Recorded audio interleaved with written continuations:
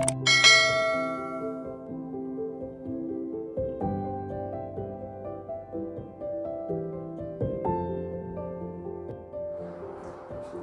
students, welcome to our online class. I am Upama Das, assistant teacher, Tamta Adarsh Uccha Vidyalaya, Sharasti Chatpur.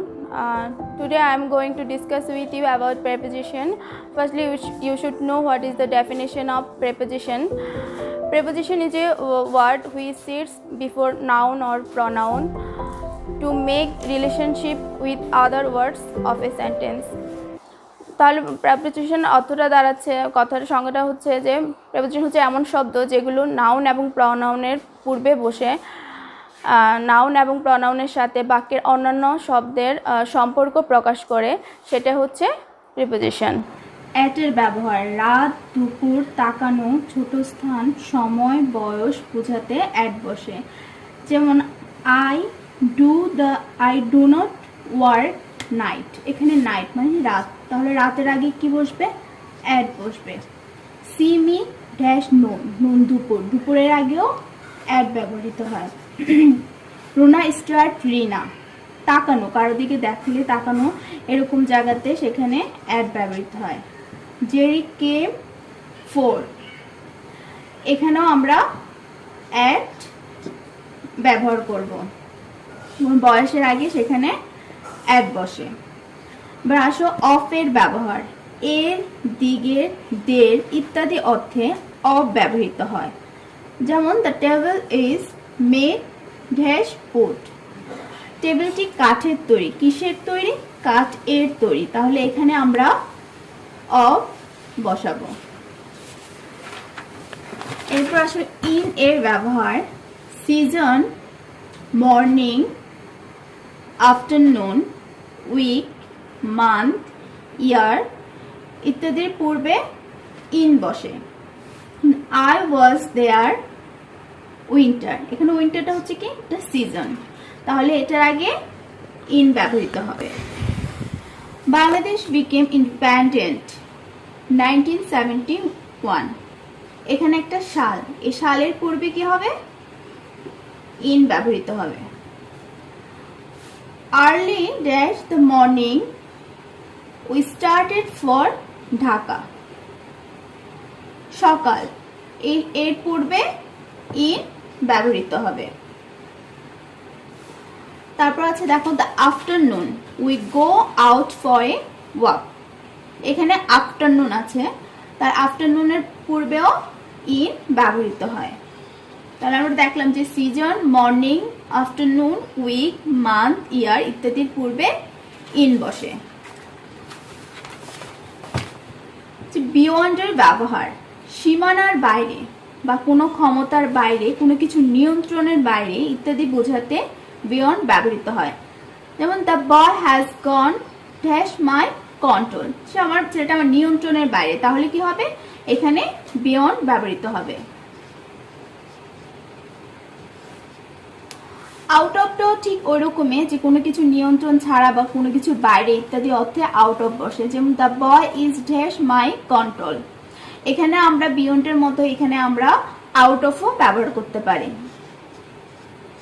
যেমন the boy is out of my control.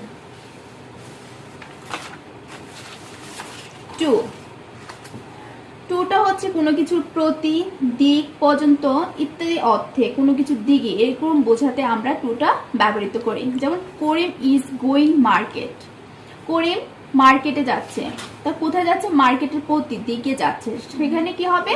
Two ব্যবহৃত হবে, যে Karim is going to market. With সাথে, নিয়ে, পক্ষে ইত্যাদি বোঝাতে সেখানে উইথ বসে।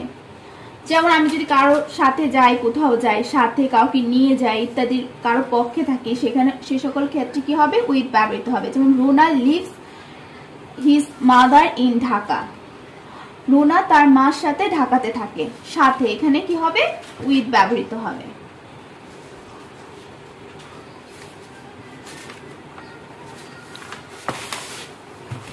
উইদাউট ব্যতীত, বিনা, ছাড়া, অভাবে অর্থে সাধারণত উইদাউট ব্যবহৃত হয়।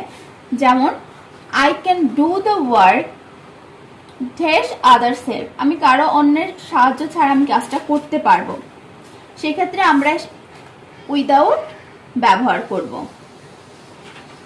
যে I can do the work without others help, কারো কিছু সাহায্য ছাড়াই আমি কাজটা করতে পারবো।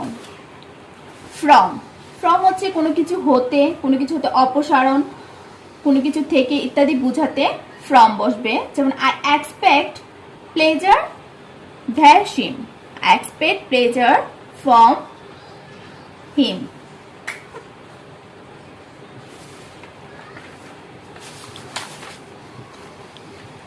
জন্য, ফর হচ্ছে জন্য, কারণ, বিনিময় ইত্যাদি বোঝাতে ফর বসবে।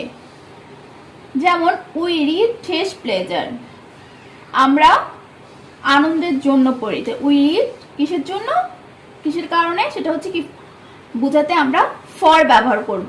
উই রিড আমরা পড়ি কি ফর প্লেজার, আমরা আনন্দের জন্য পড়ি।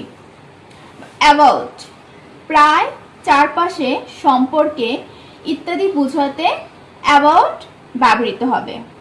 যে লোকটি প্রায় মারা যাচ্ছে, the man is dash to die, সে প্রায় মারা যাচ্ছিল, এরকম যদি বোঝানো হয় সেক্ষেত্রে আমরা কি করব, অ্যাবাউট ব্যবহার করব।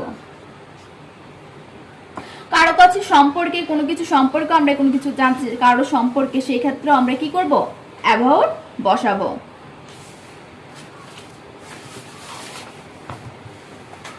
থ্রো, কোনো কিছুর মধ্য দিয়ে, ভেদ করে, অতিক্রম করে যাওয়া, এক পাশ থেকে অন্য পাশে যাওয়া, সেখানে বোঝাতে থ্রু ব্যবহৃত হয়। যেমন the people are walking dash the garden, বাগানের মধ্য দিয়ে লোকগুলো যাচ্ছে, এটাকে বাগানটাকে ভেদ করে, ভেদের একটা দিক, এখানে আমরা এই দিক থেকে একটা দিক বল যাচ্ছে বা কোনো কিছু যাচ্ছে বা কেউ এটা উপর দিয়ে এখান দিয়ে ভিতর থেকে যাচ্ছে, সেটাকে বোঝাতে আমরা কি থ্রু ব্যবহার করবো। যে লোকজনগুলো কিসের মধ্যে দিয়ে যাচ্ছে, বাগানের মধ্য দিয়ে যাচ্ছে, তাহলে সেক্ষেত্রে কি করব, আমরা এখানে থ্রু ব্যবহার করব। এবার আসো অন, কোনো দিন, তারিখ, উপরে বা কোনো কিছুর উপরে লাগানো, কোনো ইত্যাদির ক্ষেত্রে আমরা অন ব্যবহার করব। যেমন দিন, কোনো কিছু দিনের আগে বা কোনো কিছু তারিখ লেখার আগে আমরা অনটা ব্যবহার করব। I wanted to meet her there's the following Sunday, এখান থেকে আমরা দিন সানডে, এখানে ডের আগে কি বসবে, অন বসবে। এই অনটা আবার আমরা কোনো কিছু উপরে লাগানোটা এরকম, যেমন একটা বক্স, এটা উপরে যদি কোনো একটা বল আছে, এটা কি লেগে আছে, এই উপরে লেগে থাকলে সেক্ষেত্রে আমরা কি করব, অন ব্যবহার করব। যে বলটা টেবিলের উপরে আছে, লেগে আছে, সেক্ষেত্রে আমরা কি করব, অন বসাবো। এবার আছে লেগে না থেকে উপরে থাকলে আমরা কি বসাবো, অ্যাবভ বসাবো। যেমন এই বলটা লেগে আছে, এজন্য আমরা অন বসিয়েছি, কিন্তু এখানে বলটা যদি এভাবে লেগে না থেকে উপরে স্থির থাকতো, এভাবে স্থিরভাবে থাকতো, সেটা লেগে থাকবে না, একটু উপরে থাকবে এবং সে জায়গাতে স্থির থাকবে, সেই ক্ষেত্রে আমরা এখানে অ্যাবভ বসাবো। এবার ওভার, ওভার হচ্ছে গতিশীল বোঝাতে।